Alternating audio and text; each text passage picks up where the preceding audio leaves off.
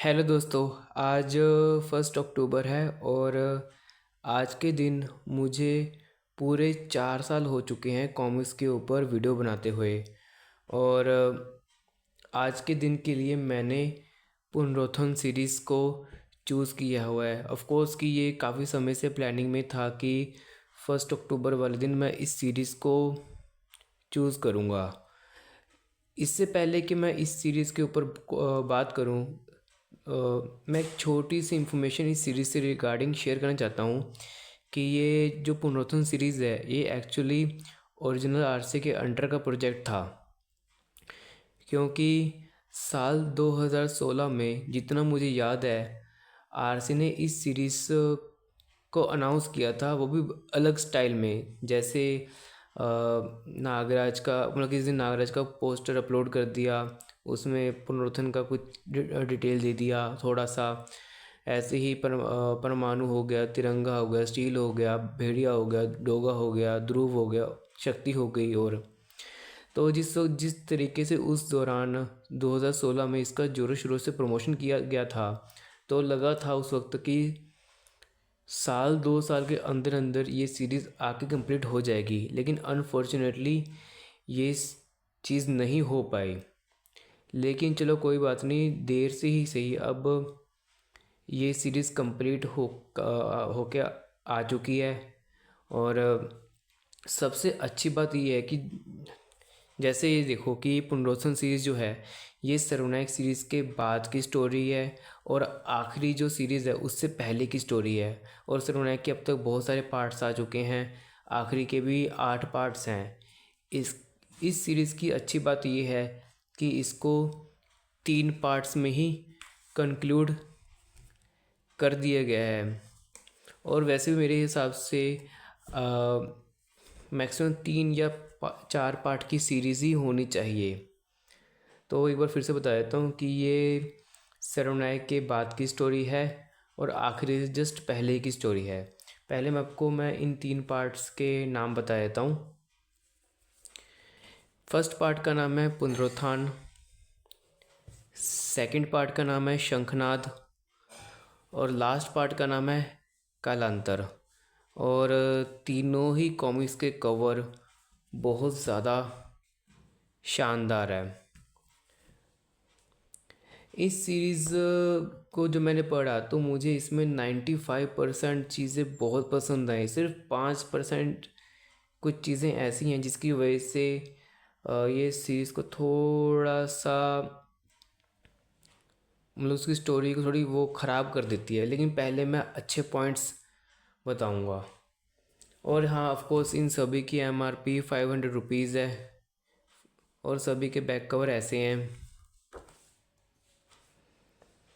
और जो आप ये देख रहे हो, जब पहली बार पुनरुत्थान का ऐड आया था तो इसी को ही यूज़ किया गया था। और इस सीरीज़ के 2 पार्ट्स को RCMG ने प्रिंट किया है और RCMCG जो मनीष गुप्ता जी की पब्लिकेशन है उन्होंने सिर्फ फर्स्ट पार्ट को प्रिंट किया है। और दोनों ही भाइयों ने फर्स्ट पार्ट को जो मतलब पुनरुत्थान का जो ऐड आया था उसी को ही कवर पेज बना दिया गया था। वो भी कवर पेज वो ऐड चाहे बोलो कवर पेज बोलो बहुत शानदार है। तो सबसे पहले मैं इसकी पॉजिटिव चीज़ों के ऊपर बात करूँगा और कॉन्सेप्ट के ऊपर बात करूँगा। ये एक्चुअली थोड़ा सा जो ये सीन है वो डिस्ट्रक्शन से ही बताया गया है। और हाँ, 16 के दौरान 2016 के दौरान ऑफकोर्स की RC टीज़र के तौर पे कुछ आर्टवर्क शेयर करती थी। तो ये वाला आर्टवर्क, इस पेज का आर्टवर्क और ये पेज का आर्टवर्क बहुत ज़्यादा पॉपुलर था।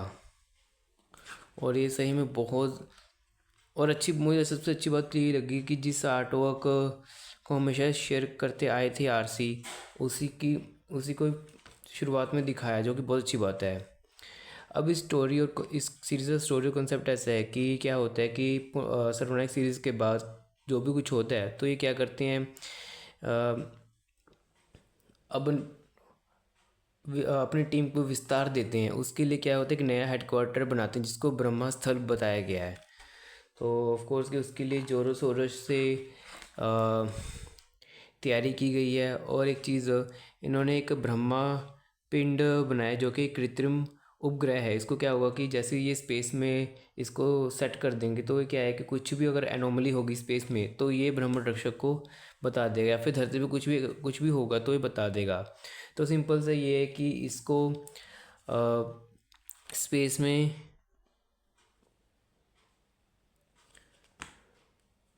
स्थापित करना है।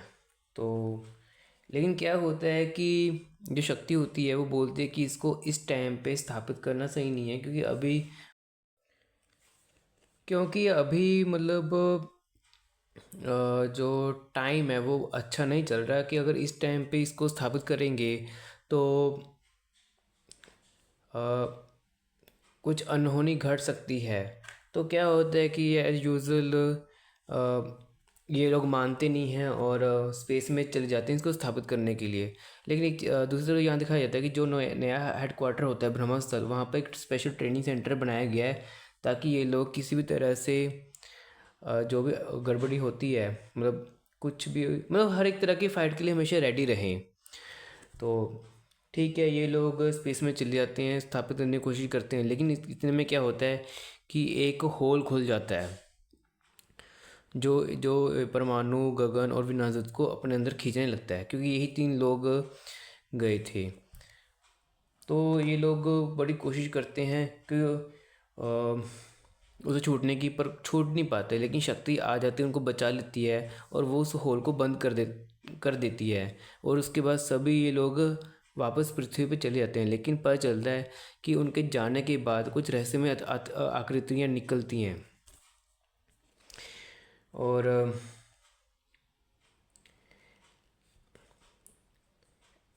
जो रहस्यमय आकृतियाँ होती हैं वो एक्चुअली में ब्रह्मागण होते हैं, उसके बारे में आपको आगे बताऊंगा। तो इधर भेड़िया अडिग को अलग अलग में बताया गया है, उनके सीन्स। और ऑफ कोर्स की मेन कहानी को सेटअप करने से पहले कुछ छोटी मोटी कहानी चल रही होती हैं कि आतंकवाद का हमला हो रहा है, उनको रोकना है, तो कुछ कैरेक्टर्स उनको रोकते हैं। तो मतलब क्या है कि इस पार्ट की स्टोरी और आर्टवर्क, कलरिंग इफेक्ट्स बहुत अव्वल दर्जे का है, जो आपको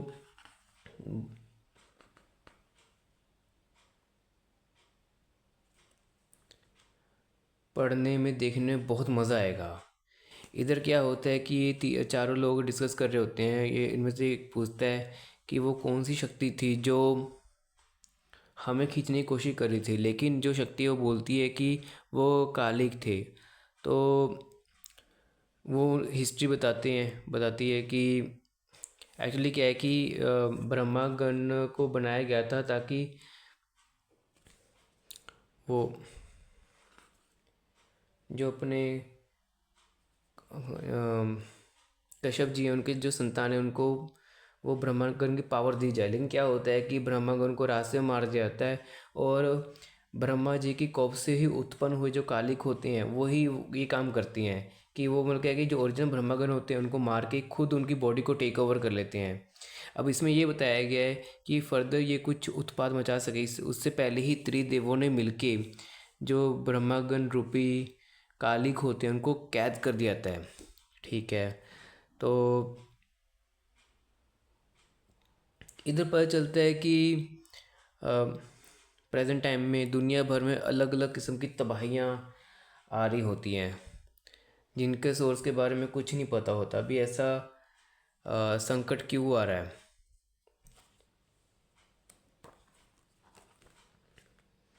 अलग अलग लोग, सुपर हीरोज़ अपने ही स्टाइल में इसको ठीक करने की कोशिश कर रहे होते हैं, बट कर नहीं पाते। और कर भी पाते तो बहुत स्ट्रगल महसूस कर रहे हैं। तो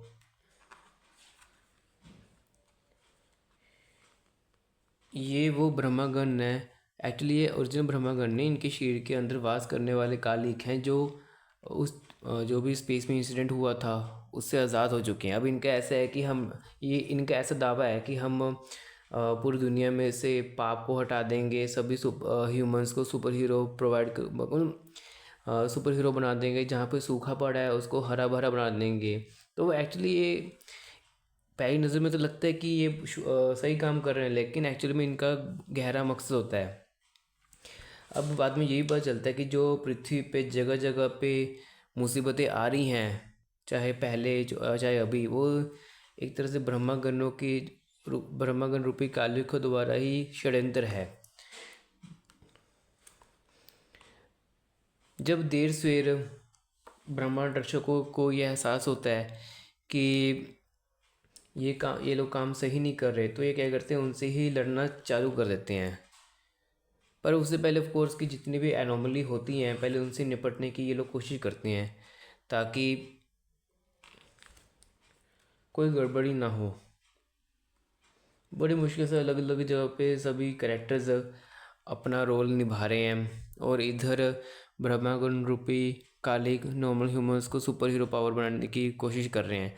और ऑफ कोर्स की हमारे जो ओरिजिनल ब्रह्मांड रक्षक है वो उनको रोकने आए हैं।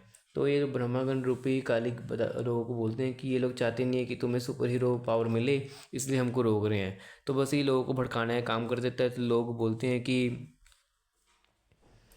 भी तुम लोग चाहते ही नहीं कोई ऐसा हो। फाइट सीक्वेंस बहुत ज़्यादा ज़बरदस्त है।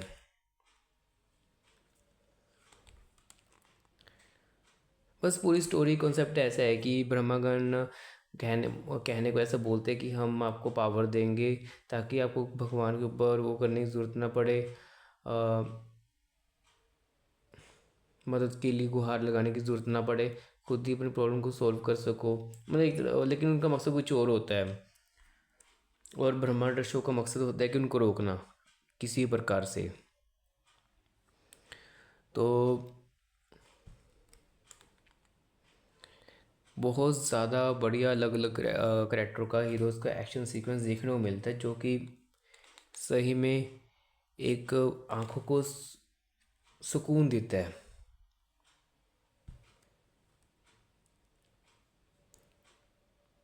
और ऑफ कोर्स की ब्रह्मांड रक्षक वर्सेस ब्रह्मागण रूपी कालिक से लड़ाई होती है।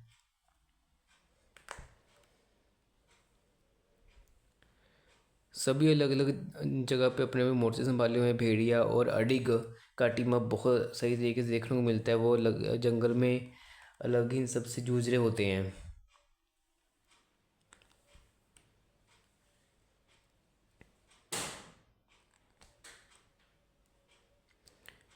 बहुत टाइम के बाद नागराज को ये शक्ति दोबारा यूज़ करते हुए देखा गया है। इस शक्ति को हमने पहली बार ड्रैकुला सीरीज़ में देखा था। तो बस इस पार्ट के लास्ट में जो कुछ भी होता है, तो क्योंकि देखो अगर आपको याद हो तो जो ओपनिंग थी वो ऐसी थी कि पुनरुत्थान एक है ना, ये ऐसा कुछ भी बताता है कि एक सप्ताह यहाँ से बताता है कि ये एक हफ्ते पहले की ही बात है। तो मतलब क्या है कि फर्स्ट पार्ट का कंक्लूजन जैसे मैं बताता हूँ कि बिल्डिंग डिस्ट्रॉय पड़ी है, तिरंगा गैलरी में चल रहा है, बाकी ब्रह्मांड रक्षकों को अधमरा देखता है, शक्ति को कैद में देखते हैं परमाणु टाइप शक्ति में, और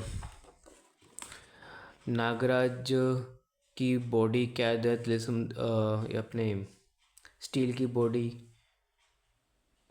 में, क्योंकि स्टील की बॉडी को तिलिस्म में कन्वर्ट कर दिया गया है।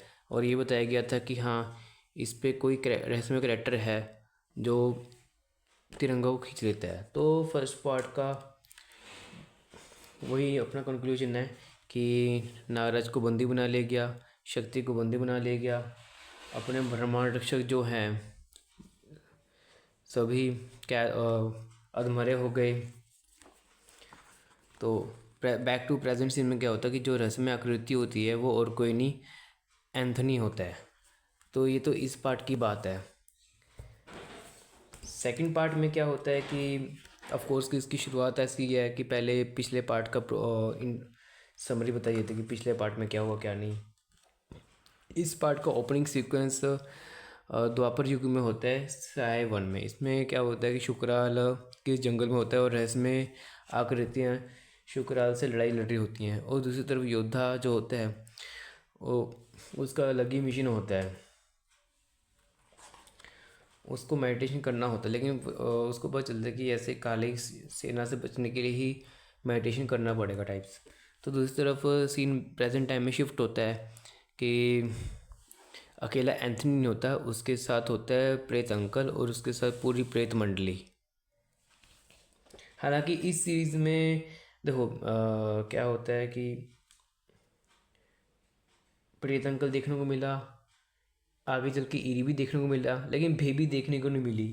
क्योंकि ऑफ कोर्स कैसे ही होता है कि जहाँ प्रेत अंकल होता है तो वहाँ या फिर उसी प्रोजेक्ट में बेबी दिखती है, क्योंकि ऑफ कोर्स कि प्रेत अंकल की पहली कॉमिक में ही बेबी का इंट्रोडक्शन हो चुका था। और ये लोग ब्रह्मा गणों से लड़ने की कोशिश करते हैं, और दूसरी तरफ जो अपने हीरोज़ हैं वो जिन मानवों को शक्तियाँ मिल रही हैं वो उनसे लड़ते हैं, लेकिन पता चलता है कि शक्तियाँ जो होती है ना वो इनको, जो शक्तियाँ इनको मिलती हैं नॉर्मल ह्यूमंस को, वो उनको करप्ट कर देती हैं, जिसकी वजह से वो कुछ भी सोचने समझने की कोशिश भी नहीं करते। उनको ऐसा होता है कि हमें ब्रह्मांडरक्षकों को ख़त्म करना ही करना है। और यहाँ पे कुछ और करेक्टर्स की भी एंट्री हो जाती है। इस सीरीज़ का आर्टवर्क और कलरिंग भी बहुत ज़्यादा अच्छा है।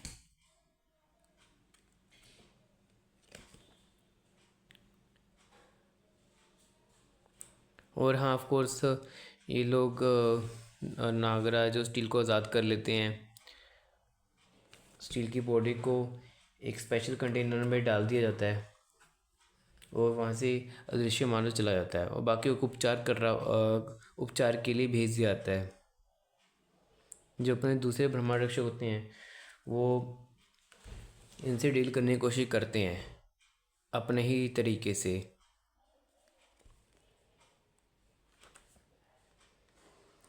लेकिन क्या होता है कि जो ब्रह्मागण रूपी कालिक होते हैं उनको क्या बोलते हैं, वेदाचार्य एक सिस्टम में कैद कर लेते हैं जिससे वो निकल नहीं पाते। तो ये क्या चाल चलते हैं कि जो धरती पे प्रेजेंट विलन्स होते हैं उनको मानस रूप से कांटेक्ट करके उनको अलग अलग तरह का लालच देके वो उसको उनको फंसाते हैं ताकि ये लोग उनको छुड़ा सके। तो आगे और भी करेक्टर्स का आपको, विलन्स का आपको देखने को मिला, जैसे अपना ये हो गया गर्ल गंट।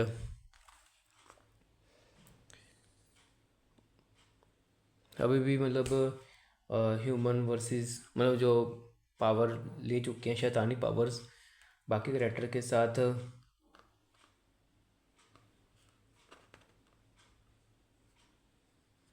लड़ने में लगे हुए हैं। और दूसरी तरफ ये भी वापस इसको भी जगा दिया गया है चंडकाल के साथ। इसको हमने दुश्मन नागरा सीरीज़ में देखा था।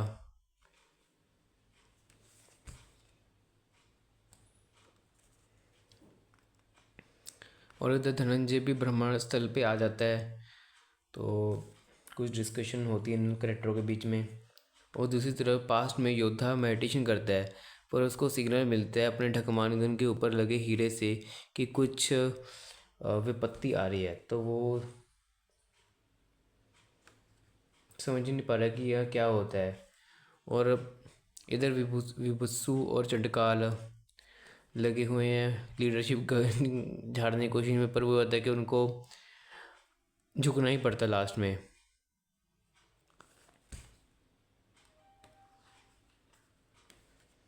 बहुत ज़्यादा अफरा तफरी मच रही होती है सब जगह पे। अ, तबाही तबाही का मंजर देखने को मिलता है। और वापस सीन शिफ्ट होता है अश्वराज की तरफ द्वापर युग अश्वलोक में। इधर क्या होता है कि अश्वराज किसी रस्मी करेक्टर से मिलने गया होता है, जिसके बारे में अगले पेज में पता चलता है कि वो और कोई नहीं गोजो होता है। और इन दोनों को मतलब गोजो और अश्वराज को दोनों को किसी ने बुलाया है, जिसके बारे में आगे पता चलेगा। और दूसरी तरफ वही प्रेजेंट टाइमलाइन में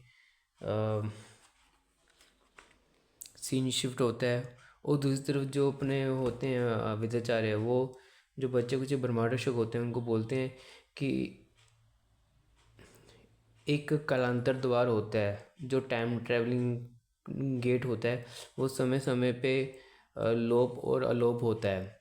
अगर पास्ट में जाया जाए तो इन कालिकों से छुटकारा मिल सकता है। तो इनका मिशन ये होता है कि किस तरीके से पास्ट में जाए, स्पेशली इनको सतयुग में जाना होता है। तो इधर ये लोग कालांतर द्वार को ढूंढने की कोशिश करते हैं और इधर उनको रोकने के लिए काफ़ी सारे करैक्टर आ जाते हैं।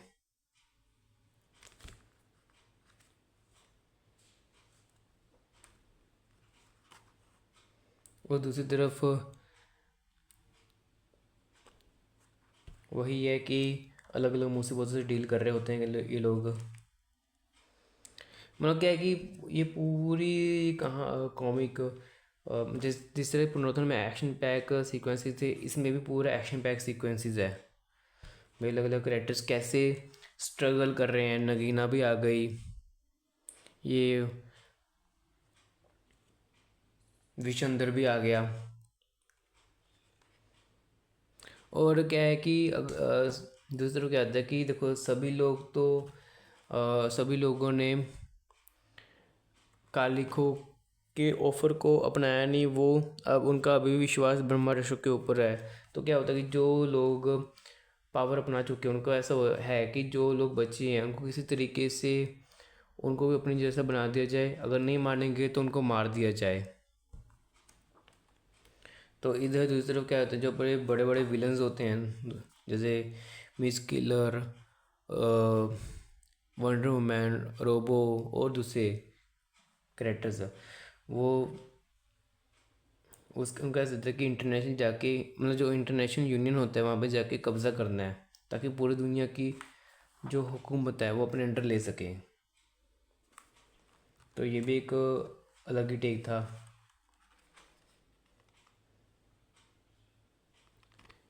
सुप्रीमो भी है,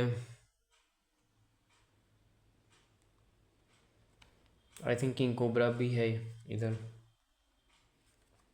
दूसरी तरफ सीन पास्ट में शिफ्ट होता था तो योद्धा को पता चलता है कि मुसीबत में शुक्राल फंसा हुआ है। तो वो उसको बचाने की कोशिश करते हैं, लेकिन पता चलता है कि जो काले के लोग होते हैं वो पहले ही शुक्राल को करप्ट कर चुके होते हैं। तो इधर शुक्राल वर्ष से योद्धा चल रहा होता है। सीन वापस शिफ्ट होता है कि ब्रह्मा ऋषि को पता चलता है कि जो विलन्स है बड़े बड़े वाले, ये लोग यूनाइटेड नेशन को अपने कब्ज़े में ले लिए। तो इनको ऐसा है कि किसी तरीके से इनको वहाँ से भगाना पड़ेगा। तो वो उस तरफ निकल जाते हैं। तो फाइनली मतलब बाकी जो ब्रह्मांड होते हैं बचे हुए जिनको कालांतर द्वारा ढूंढना होता है, वो सारी मुसीबतों से डील कर लेते हैं और उनको फाइनली कालांतर द्वार मिल जाता है। ये भी आर्टवर्क काफ़ी देखा हुआ है उधर। काफ़ी सारे आर्टवर्क है जो शेयर किए गए थे 15-16 के दौरान, जो बहुत मज़ेदार था।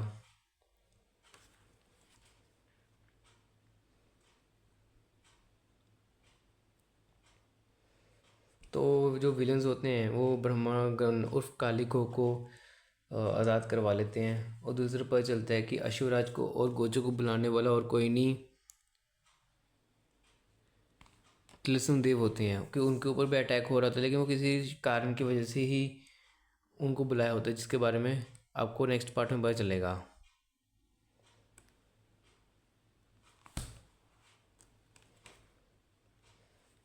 सॉरी नेक्स्ट पेज में। तो वो कलंदर तिलस्म के बारे में बता देते हैं अश्वराज और गोजो को। उनको बोलते हैं कि तुम्हें प्रेजेंट इसका प्रभाव कलयुग में भी चला गया है, तो तुमको प्रेजेंट में जाके प्रेजेंट के हीरोज़ की मदद करनी होगी।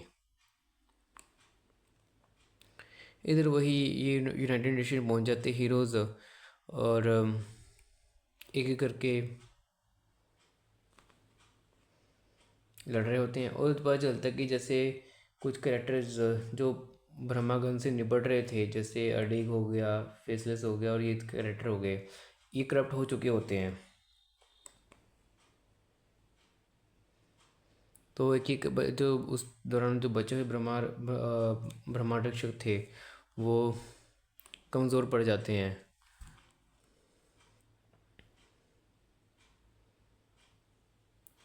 और ये सभी लोग उन सभी को ढेर करके अब ध्रुव को मारने की कोशिश करते हैं। लेकिन वो होता है कि ब्रह्मागन बोलता है कि कालिक बोलता है कि इसको मारना नहीं है, ये अपनी आंखों से ही तबाही देखेगा। तो ये पार्ट यहीं पे ख़त्म हो जाता है। अब बारी आती है लास्ट पार्ट की।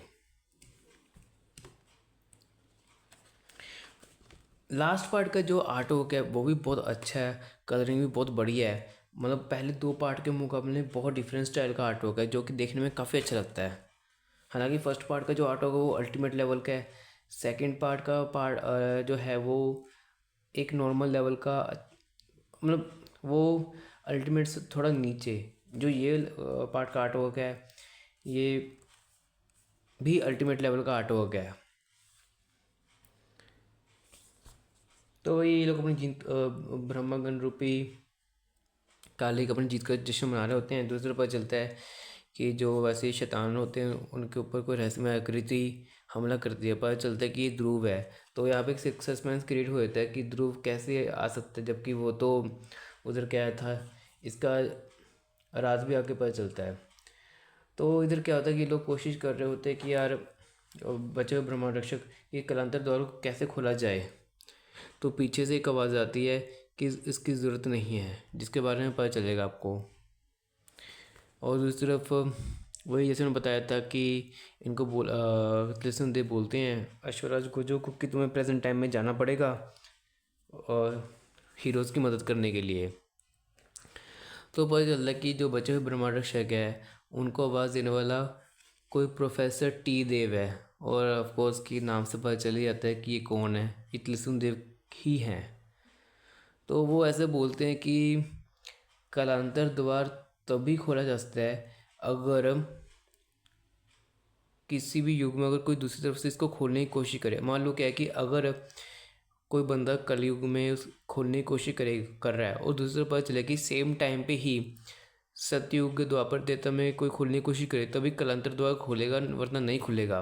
तो कॉन्स्टेंटली क्या होता है कि इधर द्वापर युग में कलांतर द्वार खुलने की कोशिश हो जाती है और प्रेजेंट टाइम में, क्योंकि प्रेजेंट टाइम में भी क्योंकि जो प्रेजेंट टाइम का टी देव है वो उसको पता चल जाता है कि हाँ कि मुझे द्वापर से संकेत मिल रहे हैं, तुम सब तैयार हो जाओ, द्वार खुलने वाला है।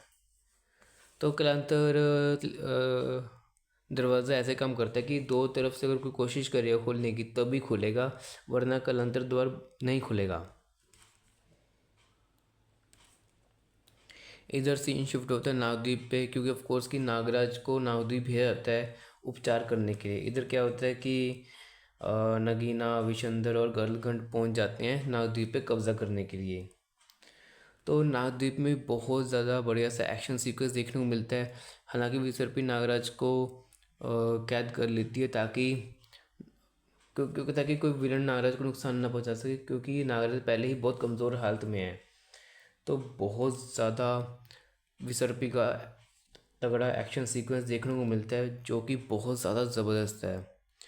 मतलब ये जितना मुझे याद है आता है कि अब तक जितने भी कॉमिक्स आई हैं, देखो जिस तरह से विसर्पी का ये डायलॉग कि देखा तो मुझसे भी नहीं जाता, इसलिए वो एक झटके से वार कर देती है।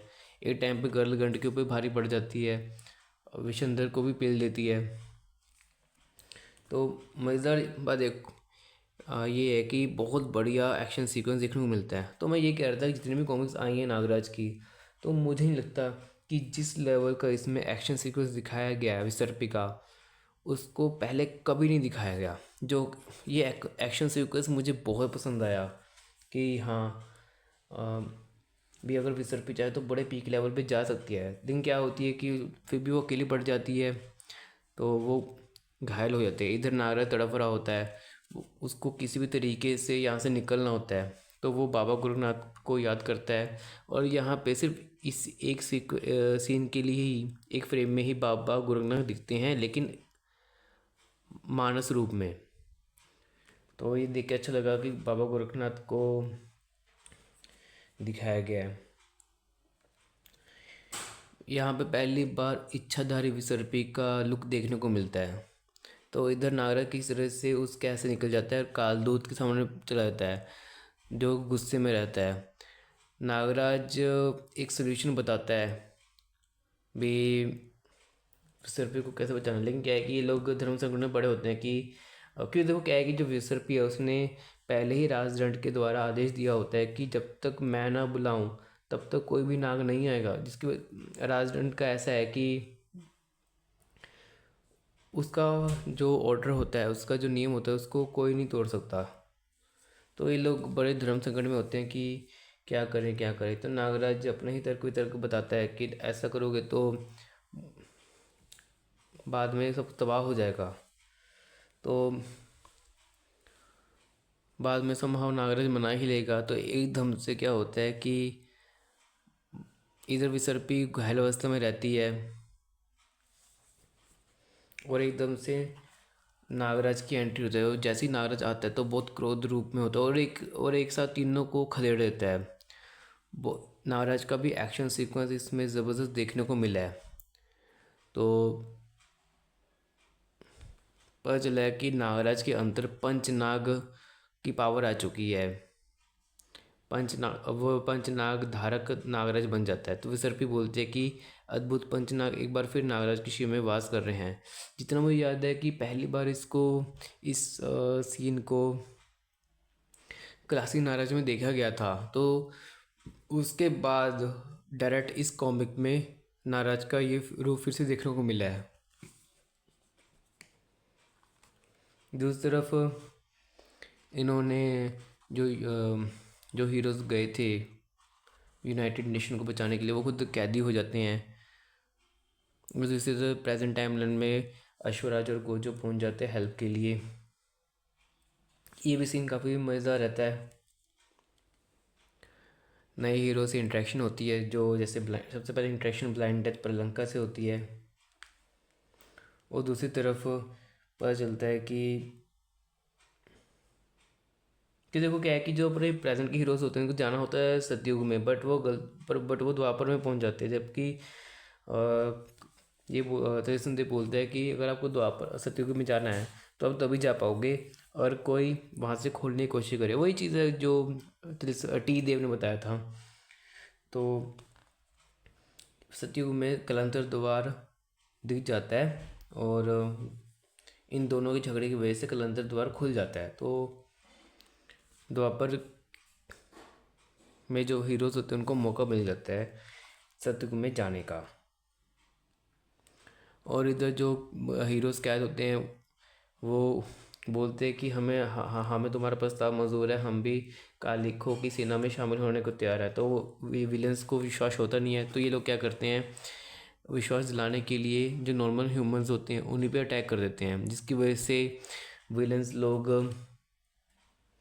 मतलब अटैक करके जान से मार देते हैं। जिससे क्या होता है कि जो विलेंस लोग होते हैं इनको यकीन आ जाता है। लेकिन बाद में पता चलता है कि ये सुपर हीरोज़ की ट्रिक होती है। तो वही बात है कि मगर इस चक्कर में तुमने कत्लेआम मचाया। लेकिन पता चलता है कि कुछ भी कत्लेआम मचाया नहीं था, ये जादूगर का भ्रम था। तो दूसरी तरफ मतलब क्या है कि किसी प्रकार का कोई जान माल का नुकसान नहीं हुआ नॉर्मल सिविलाइजेशन का। ये बस एक जादूगर की ट्रिक थी। और बिल्कुल जब सतयुग में पहुंच जाते हैं कालवन में, तो इनको पता चलता है कि योद्धा और शुक्रा लड़ रहे होते हैं। तो ये समहाउ शुक्राल के अंदर से वो जो नेगेटिविटी होती है उसको ख़त्म कर देते हैं। तो शुक्राल अपने होश में आ जाता है।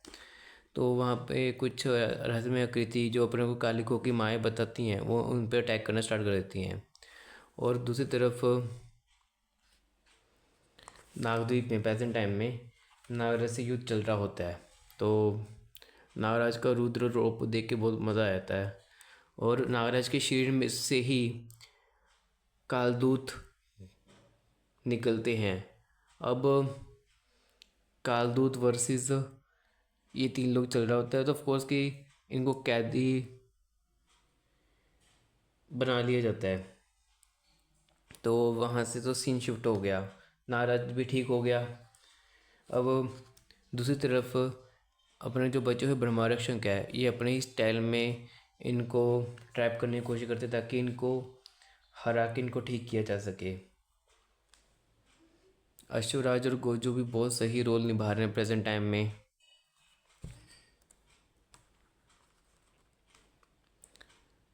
सही में मतलब क्या है कि बहुत चीज़ें सही से देखने को मिलने पढ़ने को मिलती है। तो इधर क्या होता है कि पास्ट में अ, जो अपने को कालिकों की माताएं बता रही थी उनको शायद ख़त्म कर दिया जाता है या फिर उनको कमज़ोर कर दिया जाता है। तो इतने में एंट्री होती है गुरु बृहस्पति जी की, और वो बताते हैं कालिकों की सेना ने बहुत उत्पात मचाया हुआ है, इनको रोकने का एक ही तरीका है कि इनको ब्लैक होल में डाल दिया जाए। तो पता चलता है कि जैसे ये लोग डिस्कस कर रहे होते हैं सतयुग में, तो सतयुग में ही वो मतलब सतयुग में ही ब्रह्मागणों को दिखाया होता है। लेकिन इस चीज़ का नोट करने वाली बात है कि मैं बता दूं कि ये सतयुग टाइम वाले ही ब्रह्मागण रूपी कालिक हैं, जबकि प्रेजेंट में वो उधर ही हैं। तो इधर लड़ाई चल रही होती है, काफ़ी ज़्यादा एक्शन सीक्वेंस देखने को मिलता है। मतलब क्या है कि इनका इलाज यही है कि इनको ब्लैक होल में डाल दिया जाए। तो काफ़ी मतलब क्या है कि एंथनी को कब्जे एंथनी की बॉडी को टेक ओवर कर लिया जाता है, दूसरे कैरेक्टर को कैद कर लिया जाता है। और दूसरी तरफ पता चलता है कि जो कालांतर द्वार है या कालांतर क्षेत्र है, उसमें जो प्रेजेंट टाइम के ब्रह्मागण जो रूप की कालिक होते हैं वो पहुंच जाते हैं कालांतर क्षेत्र में। वहाँ पे एक रहस्यमय योगी होते हैं। अब इनको देख के ये नहीं पता चलता कि ये कौन है, लेकिन हुलिये से तो ये तिलस्म देव ही लगते हैं। तो इधर तिलस्म देव अगर अगर अगर ये वाकई तिलस्म देव हैं प्रेजेंट टाइम के, तो मैं फ़िलहाल मैं इनको तिलस्म देव ही बोलूँगा। जो प्रेजेंट टाइम के तिलस्म देव होते हैं, जो ओल्ड होते हैं, वो एक एक के ऊपर भारी पड़ रहे होते हैं, सभी को एक एक करके चित कर रहे होते हैं। और जो मेन लीडर होता है वो बोलता है कि हमसे कहाँ गलती हुई, तो वो समय को बोलता है कि तुम्हारे अंदर तो समय में झांकने की पावर है, तो देखो कि क्या गड़बड़ हो रही है। तो वो समय में झांकता है तो उसको पता चलता है कि जो कालिक शक्तियाँ ले चुके थे ह्यूमंस वो वापस नॉर्मल हो चुके हैं। जो ये मेन विलन्स हैं उनको कैद कर लिया गया है, और जो हीरोज़ करप्ट हो चुके थे उनको ठीक कर लिया गया है, और उनको पता चला है कि हाँ ध्रुव भी सही सलामत है। तो अब यहाँ से राज उजागर होता है कि ये सब कैसे हुआ। एक्चुअली क्या था कि जो ध्रुव था वो पहले ही बहुत जल्दी ठीक हो चुका था। तो बेचारा बोलता है कि मैं सबको बता देता हूँ। तो ध्रुव बोलता है कि आप ऐसे मत करो, आप एक काम करो कि आप सभी जो हीरोज़ हैं उनके प्रतिरूप बनाओ, ताकि जो ओरिजिनल हीरोज़ है वो अंडरग्राउंड हो जाएं, ताकि पहले ये लोग इस चीज़ वो करें कि जो अपने कालिक हैं उनकी शक्तियों का आकलन कर सके, फिर उसके बाद ही उनसे निपटा जाए। तो बस यही था।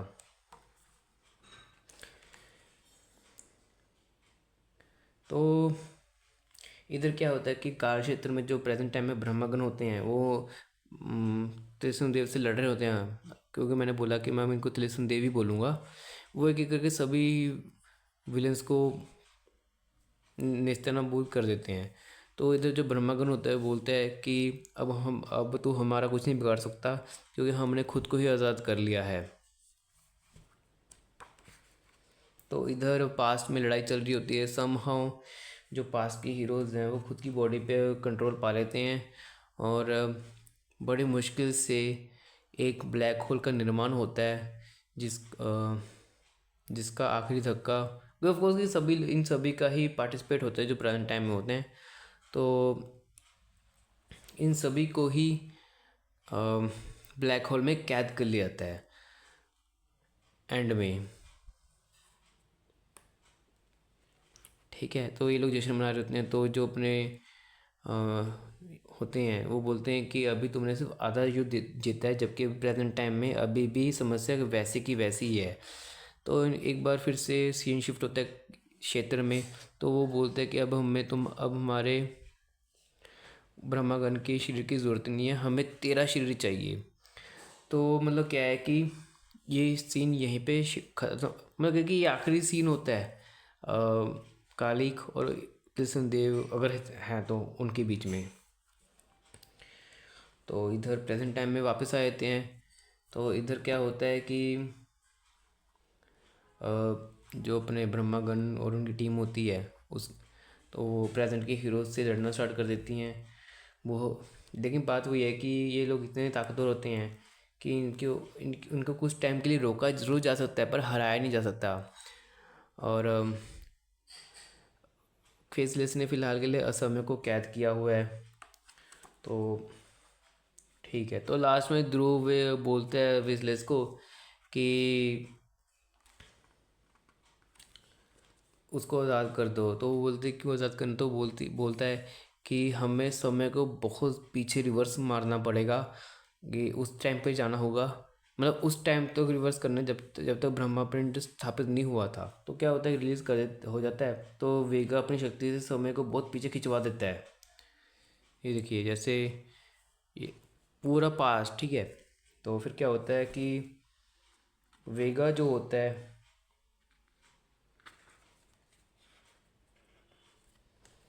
उसी दिन मतलब क्या है कि मतलब वो समय को पूरा पलट देता है उस टाइम तक जब तक ब्रह्मा पिंड को स्थापित नहीं किया गया था। बट वही बात है कि वही सीन शिफ्ट होता है कि हाँ कि स्थापित ये लोग कर चुके थे। वही बात है कि शक्ति उनको बचाती है, ठीक है। और लेकिन वेगा रोकता है कि अ, अपनी पावर ज़्यादा ये देखो परंतु मेरी शक्ति का होगा, क्योंकि है कि तुम सबके वार ब्रह्मा गणों को बाहर आने का मौका दे रहे हो और ये सब कलुषित हो चुके कालिको द्वारा। अगर ये आ गए तो बहुत बुरा हो जाएगा।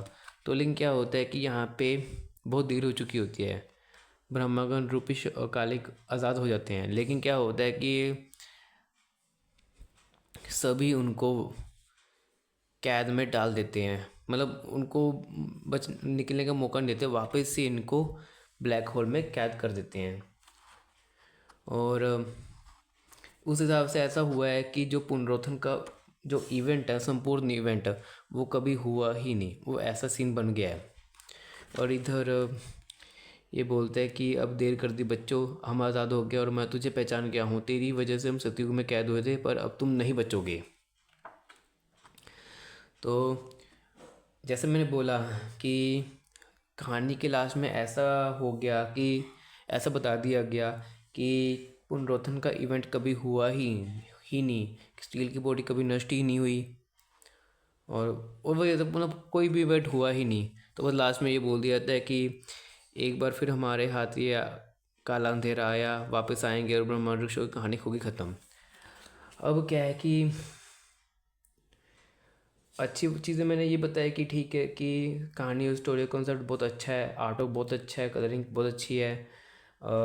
ये मैंने बोला कि 95% तक स्टोरी बहुत सही से काम करती है, लेकिन जो 5% है वो गड़बड़ी इसी पार्ट में हुई है।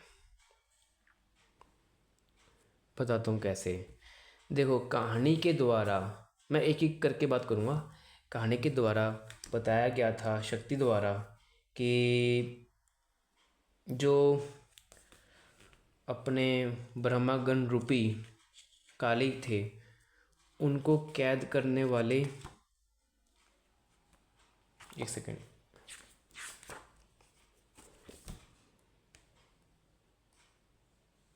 हाँ, शक्ति द्वारा बताया गया था कि जो कालिक थे उनको कैद करने वाले त्रिदेवों की शक्ति थी, ठीक है। तो फर्स्ट पार्ट की स्टोरी के हिसाब से ऐसे बताया गया है कि इनको कैद किया गया था। अब डायरेक्ट प्रेजेंट में ही ये लोग आज़ाद हुए थे जब ये ब्रह्मांड पिंड को स्थापित कर रहे थे। तो सबसे पहला गड़बड़ी ये है कि अगर त्रिदेवों ने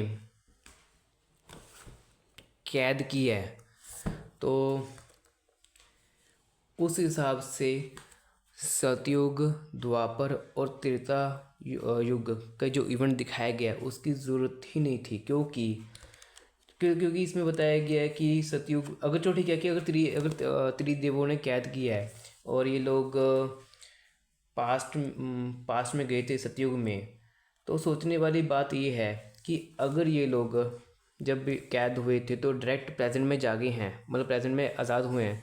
तो सवाल ये है कि अगर ये लोग कैद हुए थे तो सतयुग के पास्ट में ये लोग आज़ाद हुए कैसे, जबकि कहानी को अकॉर्डिंग ऐसा होना ही नहीं चाहिए था। चलो ठीक है, हुआ तो हुआ, लेकिन बाद में पता चला कि पास्ट के हीरोज़ ने ही इनको ब्लैक होल में कैद किया था। अब ये एक बहुत बड़ा लूप होल है। ठीक है, बताता हूँ कैसे।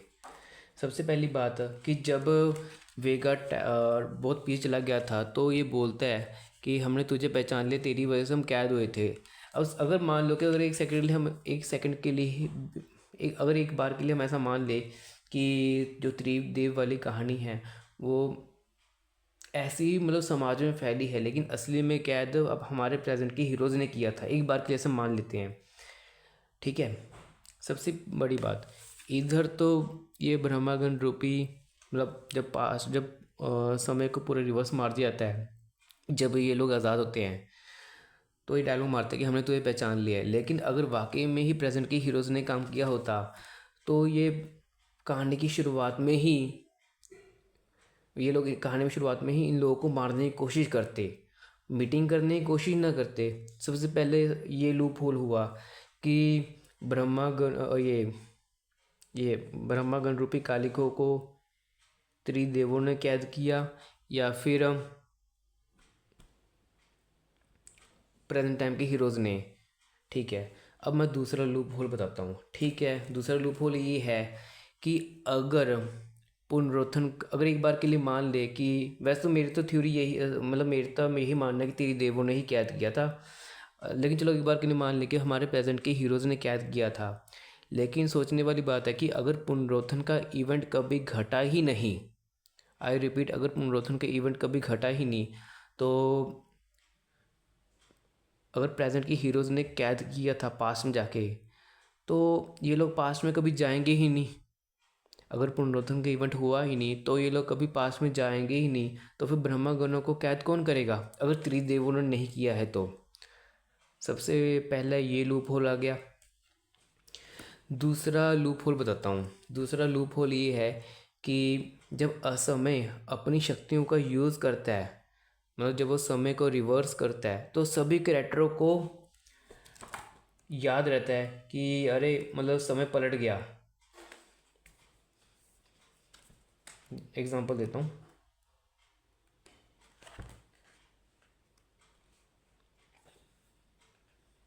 जैसे जब नागराज को आज़ाद कर लिया गया था और नागराज अपनी पावर यूज़ कर रहा था और एक एक के ऊपर भारी पड़ रहा था, तो जो मेन ब्रह्मगण होता है वो बोलता है समय को कि तुम पावर को रिवर्स मारो, तो सॉरी समय को रिवर्स करो। असमय रिवर्स कर देता है, तो नागराज के मुंह से ये बुलवाया जाता है, अरे ये क्या, मैं फिर से बंदरों में कैद हो गया। तो ये बोलता है कि असमय की असमय पावर का। तो मतलब मेरे कहने का मतलब ये है कि असमय का जो पावर है वो है कि वो समय को रिवर्स तो कर सकता है, लेकिन करेक्टरों को याद रहता है कि जो उन्होंने अभी किया था वो सारा रिवर्स हो गया। जैसे नागराज आज़ाद हो गया था और वो एक एक करके सब पे भारी पड़ रहा था, तो दोबारा से असामयिक शक्ति से नागराज को वापस से कैद किया, लेकिन नागराज को याद था कि अरे मैं फिर से कैद हो गया। जबकि इसके लास्ट में क्या होता है कि जब भारी मात्रा में बिल्कुल लास्ट में जब ध्रुव बोलता है कि असमय की पावर को बूस्ट करना है ताकि उस दिन में ताकि उस समय तक जाया जा सके जब तक ब्रह्मापिंड स्थापित नहीं हुआ। लेकिन चलो ठीक है, वेगा का याद रहना लॉजिक बनाता है, लेकिन बाकी सभी हीरोज़ को कुछ याद ही नहीं है, जबकि ऐसा इम्पॉसिबल है। बाकी हीरोज़ को भी याद रहना चाहिए। अगर बाकी हीरोज़ को याद नहीं है तो वेगा को भी याद रहना नहीं चाहिए, सिंपल सी बात है। देखो वैसे तो असमय की पावर ये बोलती है कि सिर्फ समय ही रिवर्स होता है, लेकिन जो मेमोरी है वो एज इट इज़ इंटैक्ट रहती है, मतलब स्टोरी के अकॉर्डिंग। लेकिन इधर क्या होता है कि सिर्फ वेगा ही वो करेक्टर होता है जिसको सब याद है, बाकी किसी भी करेक्टर को याद नहीं है, जबकि ये सब इम्पॉसिबल है। तो एक बहुत बड़ा लूप होल है इस चीज़ को लेके। और ये भी बता देता हूँ कि क्यों। देखो इधर तो बता दे भी किसी भी हीरोज़ को कुछ पता ही नहीं है, याद नहीं है, क्योंकि वो बोलता है कि आई एम सॉरी शक्ति, मैं तुम्हें बता नहीं सकता कि हम कितनी बड़ी मुसीबत से बच के आए हैं। लेकिन अगर आपने आखिरी सीरीज़ पढ़ी होगी तो उसमें भी पुनरुत्थान सीरीज़ का वो ब्रह्मागण का कुछ कैरेक्टर द्वारा नाम लिया गया था। जैसे मतलब जैसे सुपर इंडियन ले लो, सुपर इंडियन सोचता है अपने मन में सोचता है आखिरी सीरीज़ के किसी पार्ट में कि इससे पहले भी हम बहुत बड़ी मुसीबत से निकल के आ चुके हैं, जैसे युगम का हो गया, ब्रह्मागणों को हो गया। अब सवाल ये है कि अगर बाकी हीरोज़ को, अगर वेगा को छोड़ के अगर बाकी हीरोज़ को याद नहीं है तो उधर सुपर इंडियन को कैसे याद है? सबसे मतलब कहने की बात यह है कि अगर असमय की पावर के साथ चला जाए तो ठीक है कि असमय की पावर ने, ठीक है, वेगा की पावर से बूस्ट हो गया और वो उसी दिन चले गए जब ब्रह्मा पिंड स्थापित ही नहीं हुआ। तो उस हिसाब से सभी को याद होना चाहिए था, जबकि इधर कुछ ऐसा नहीं है। तो सबसे बड़ा लूप होल ये है इस चीज़ असमय की पावर के मामले में भी। अगर आप ये स्थापित कर रहे हो कि असमय की पावर सिर्फ समय को रिवर्स मारता है लेकिन करेक्टर को इवेंट्स याद रहते हैं, और बिल्कुल लास्ट में आप ऐसा दिखाते हो कि सिर्फ वेगा को याद है बाकी किसी को भी नहीं, तो ये चीज़ लॉजिक नहीं बनाती। अगर आपने शुरुआत में सेटअप ऐसा मारा है तो उसको ऐसा ही करना चाहिए था। लास्ट में ऐसा बताना, मतलब लास्ट में ऐसा दिखाना चाहिए था कि सभी को सब याद है कि हाँ भी अच्छा हुआ कि ऐसा वैसा करके हम बड़ी मुसीबत से निकले। लेकिन ठीक है, एक तरह से वो काम तो हो ही गया कि पुनरुत्थान की इवेंट्स कभी घटे ही नहीं, लेकिन सबको याद रहना चाहिए था। अब ये एक लूप होल तो है ही, लेकिन सबसे बड़ा लूप होल ये है कि अगर पास्ट में कालिखो को त्रिदेवों ने कैद नहीं किया, प्रेजेंट की हीरोज़ ने किया, लेकिन अगर पुनरुत्थान का इवेंट रीसेट हो चुका है तो प्रेजेंट के हीरो, उस हिसाब से प्रेजेंट के हीरोज़ को कभी टाइम ट्रैवल करने की ज़रूरत पड़ेगी ही नहीं। तो सवाल ये है कि ये ब्रह्मागण रूपी कालिखो को कैद किसने किया? अगर हमारे हीरोज़ ने किया होता तो शुरुआत में क्यों ही ब्रह्मागण रूपी कालिखो ने उनको मारने की कोशिश क्यों नहीं की? मतलब मैं आपको ये कहना चाहता हूँ कि जो इस कहानी में जो ये द्वापर युग, त्रेता युग या फिर टाइम ट्रैवल दिखाया गया है सतयुग द्वापर में, वो लॉजिकलेस है। क्योंकि देखो क्या है कि मेरे हिसाब से इनको ऐसे ही दिखाना चाहिए था कि त्रिदेवों ने ही कालिखो को कैद किया था। मतलब क्या है कि ये चीज़ तो इन्होंने शिफ्ट कर दी ताकि टाइम ट्रैवल के एलिमेंट को दिखाया जा सके। ठीक है, लास्ट में जो एक तरह से वो भी टाइम ट्रैवल ही है, जो समय को वापस फेंका है, लेकिन उसमें लूप होल क्या है कि किसी को याद नहीं है। और लेकिन अगर उससे ज़्यादा चलें कि प्रेजेंट के हीरोज़ ने ही कालिको को कैद किया है तो अगर वो इवेंट कभी घटित ही नहीं हुआ पुनरुत्थान का, तो फिर कालिको को कैद कौन करने वाला है? बराबर। अब एक और लूप होल की बात करता हूँ।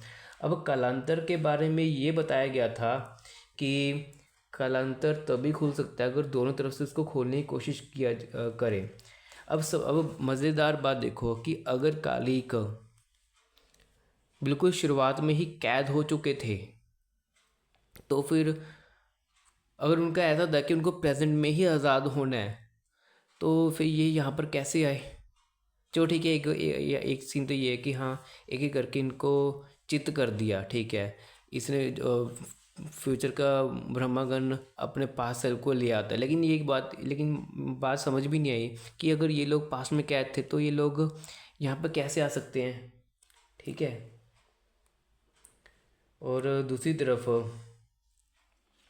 ठीक है कि जो हमारे प्रेजेंट के जो ब्रह्मागण होते हैं जिनसे लड़ने के लिए, जैसे ये मतलब इस इवेंट के बाद जो अपने फ्यूचर के मेन ब्रह्मागण होते हैं वो बाकी हीरो से निपटने चले जाते हैं, है ना, जिसको आइडिया ये यहाँ पे है ना। लेकिन वही होता है कि दो बार मार खाते, एक तो प्रेजेंट टाइम के त्रिशूल देव से, बाकी अपने हीरोज से एक तरह से। ठीक है, सबसे बड़ा लूप होल यही है कि जो अपने ये ओरिजिनल लुक वाले कालिक हैं ये कैसे प्रेजेंट टाइम में आ सकते हैं। चलो ठीक है, बाद में चलो ठीक है कि ये इवेंट कभी घटा ही नहीं, लेकिन ये समझ में नहीं आया कि कालिकों को अगर त्रिशूल देव है तो त्रिशूल देव की बॉडी की रिक्वायरमेंट क्यों है। और मज़ेदार बात देखो कि यही आखिरी फ्रेम होता है, उसके बाद तो कुछ बताया ही नहीं गया। चलो ठीक है, इवेंट रीसेट हो गया, इवेंट कभी घटा नहीं। तो जैसे मैंने लूप होल्स के बारे में बताया, सबसे पहला लूप होल कि पास्ट में ब्रह्मागणों को किसने कैद किया, त्रिदेवों ने कैद किया या हमारे प्रेजेंट के हीरोज़ ने कैद किया। दूसरा लूप होल, असमय की पावर जो है वो सिर्फ टाइम रिवर्स करती है, लेकिन memories as it is intact रहती है, जबकि इसके लास्ट में किसी को कुछ याद नहीं। तीसरा सबसे बड़ा लूप होल कि अगर हमारे प्रेजेंट के हीरोज़ ने कैद किया था, अगर जो इवेंट कभी घटा ही नहीं, तो फिर ब्रह्मागन को कैद कौन करेगा, मतलब ब्रह्मागन कैद कैसे हुए। और चौथा लूप होल कि जो अपने ओरिजिनल लुक वाले कालिक हैं वो प्रेजेंट टाइम में कैसे आ पाए, ये है। हाँ, अगर इस चीज़ का एक्सप्लेनेशन कि ब्रह्मागणों को कैद करने वाले एक्चुअली में कौन थे, या फिर बाकी हीरोज़ को याद क्यों नहीं है, या फिर ओरिजिनल लुक वाले कालिक प्रेजेंट टाइम में कैसे आए, अगर इस चीज़ का प्रॉपर एक्सप्लेनेशन फर्दर किसी प्रोजेक्ट में मिलता है तो ठीक है। अगर नहीं मिलता तो ये पूरी सीरीज़, मतलब देखो, शुरुआत बहुत अच्छी 90% बहुत अच्छी, लेकिन अगर ओवरऑल में एवरेज लुक पे देखा जाए तो 5% जो ब्लेंडर हुआ है वो पूरी सीरीज़ को ख़राब कर देती है। मतलब तो ठीक है, मैं मतलब क्या है कि मैं फिर भी मतलब 90% इसको मैं अच्छा ही मानूंगा, 90-95%। लेकिन जो लूप होल्स हैं उनको अवॉइड भी नहीं कर सकते ना। तो कहने का मतलब ये है कि अगर जिनका कंसर्न मैंने जताया, क्योंकि मुझे सही में ये चीज़ समझ में नहीं आई कि ऐसा क्या है भी, ये इधर क्या, जबकि आखिरी सीरीज़ में सुपर इंडियन द्वारा ब्रह्मागन का जिक्र होता है, जबकि इसके लास्ट में वेगा को छोड़ के किसी को भी याद नहीं है। ये एक और लूप होल है जैसे मैं बताया। अगर इस चीज़ का एक्सप्लेनेशन फर्दर किसी प्रोजेक्ट में मिलता है तो बहुत अच्छी बात है, नहीं तो फिर ये एक ब्लेंडर, मतलब सीरीज 90% अच्छी है लेकिन 10% या 5% ब्लेंडर ही है। मतलब मुझे देख के बड़ा अफसोस हुआ कि जो ये पुनरुत्थान सीरीज़ है, जो मोस्ट अवेटेड सीरीज़ है थी, जिसका मतलब पिछले 10 सालों में, कुछ 10 साल पहले ही फर्स्ट टाइम अनाउंस किया था, मतलब मुझे देख के बड़ा अफसोस होता है कि एक अच्छी खासी सीरीज़ जो फर्स्ट पार्ट बहुत सही चल रही थी, सेकंड पार्ट बहुत सही चल रही थी। हालांकि मतलब ऑफकोर्स कि शुक्राल का जो पेज है, इस जो ओपनिंग सीन है, वो भी मैंने आर्टवर्क काफ़ी साल पहले देख के रखा होता है 16-17 के दौरान, तो ठीक है। लेकिन अगर इस देखा जाए तो टाइम, मतलब सतयुग द्वापर त्रेता कोई लॉजिक ही नहीं बनाता। मतलब कहने का मतलब यह है कि मुझे बहुत दुख होता है कहने में कि इन्होंने लास्ट में जो भी किया इन लोगों ने कालांतर में, वो उसने पूरा ब्लंडर कर दिया। हाँ, अगर इन सब चीज़ों का एक्सप्लेनेशन फर्दर किसी प्रोजेक्ट में मिलता है तो बहुत अच्छी बात है। तो लास्ट में बस ये कहूँगा कि वैसे तो ये पूरी सीरीज़ बहुत अच्छी है, लेकिन जो लास्ट में 5-7% जो कुछ होता है वो उसका कोई मतलब रह नहीं जाता। बाकी लास्ट में ये कहूँगा कि अगर आप इन सभी कैरेक्टरों के फ़ैन हो तब तो आपको डेफिनेटली ये सीरीज़ ख़रीदनी चाहिए। फुल पैसा वसूल सीरीज़ है आर्टो के मामले में, 90% to 95% स्टोरी के मामले में। बस निराश आप वही 5% से होगी जिसके बारे में मैंने अभी इतना बड़ा डिस्कशन किया है। बाकी आप सीरीज़ खरीद सकते हो, क्या पता कि फर्दर आने वाले प्रोजेक्ट्स में इस चीज़ का एक्सप्लेनेशन मिले। तो एक बार जाने से पहले फिर कहूँगा कि आज मुझे पूरे 4 साल हो चुके कॉमिक्स के ऊपर वीडियो बनाते हुए, और इस दौरान मुझे काफ़ी सारे दोस्तों का साथ मिला, सभी का सपोर्ट मिला, उसके लिए सभी का बहुत बहुत शुक्रिया। तो ठीक है दोस्तों, आज की वीडियो के लिए सिर्फ इतना ही। मिलता हूँ नेक्स्ट वीडियो में। Till then bye and thank you for watching this video.